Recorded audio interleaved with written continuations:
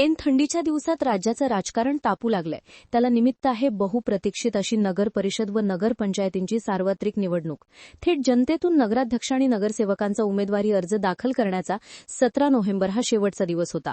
21 November ही उमेदवारी अर्ज माघारी घेण्याची तारीख असेल, तर 2 डिसेंबरला मतदान होऊन 3 डिसेंबरला या निवडणुकांचा निकाल लागेल. दरम्यान पंचायतींच्या या निवडणुकांमध्ये राज्यात सर्वाधिक राजकीय घडामोडी कुठे बघायला मिळाल्या असतील तर त्या बीड जिल्ह्यात. अंतर्गत गटबाजी, बंडखोरी, पक्षांतराची लाट, आरोप प्रत्यारोप यामुळे बीड जिल्ह्यातील राजकीय वातावरण अक्षरशः ढवळून निघाले. बड्या नेत्यांचे अनपेक्षित असे पक्षप्रवेश झाले. त्यामुळे त्या सर्वांसोबत मंत्री पंकजा मुंडे आणि जिल्ह्यातील आमदारांची प्रतिष्ठा आता पणाला लागलीय. त्याच पार्श्वभूमीवर बीड, परळी आणि अंबाजोगाई या 3 नगरपालिकांमध्ये नक्की काय घडतंय? नगराध्यक्षपदाचे उमेदवार कोण कोण आहेत? महायुती, महाविकास आघाडी, तिसरी आघाडी किंवा इतर आघाड्या यांच्यातील लढती कशा असणार आहेत? यात कोण बाजी मारू शकतं? त्याबद्दल सविस्तर जाणून घेऊयात या व्हिडिओच्या माध्यमातून. नमस्कार आणि आपण पाहत आहात भन्नाट मराठी.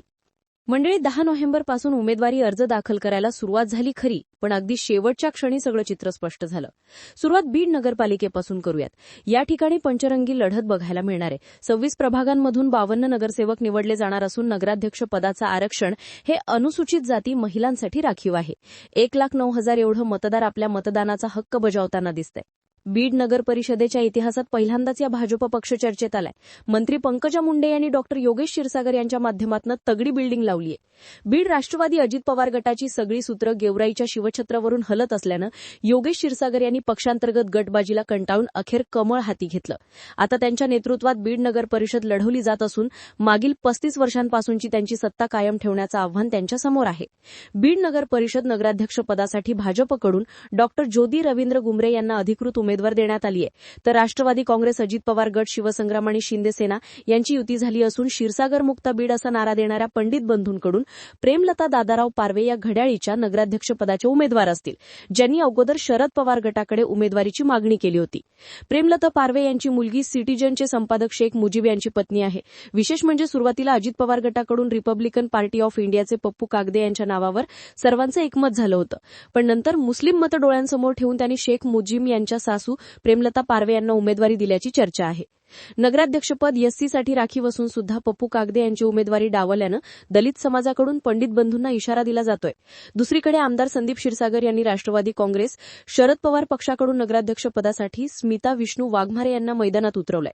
एमआयएम पक्षाने सुरेखा हर्ष शृंगारे यांना अधिकृत उमेदवारी दिली असून त्या वाजिद शेख इनामदार यांच्या पत्नी आहेत. आता यांच्यात मुस्लिम मतांचं विभाजन झाल्यास त्याचा फायदा भाजपला होऊ शकतो. बीड नगर परिषद नगराध्यक्षपदासाठी राहुल दुबाळे यांच्या उपस्थितीत तोळणबाई गोरे यांचा देखील उमेदवारी अर्ज दाखल झालाय. त्यांच्यासाठी महाराष्ट्र पोलीस बॉईज संघटना मैदानात उतरली आहे. बीड नगर परिषदेच्या या पंचरंगी लढतीत नगराध्यक्ष म्हणून नक्की कोण बाजी मारतंय, कोणाचे किती नगरसेवक निवडून येत आहेत ते पाहणं आता महत्वाचं ठरणार आहे. बीड जिल्ह्यातील दुसरी महत्वाची नगर परिषद म्हणजे परळी. या ठिकाणी नगराध्यक्षपदाचं आरक्षण हे खुल्या प्रवर्गातील महिलांसाठी राखीव आहे. परळी नगर परिषद 17 प्रभागांमधून 35 नगरसेवक निवडले जाणार आहेत. 80,000 मतदार या ठिकाणी मतदानाचा हक्क बजावताना दिसतील.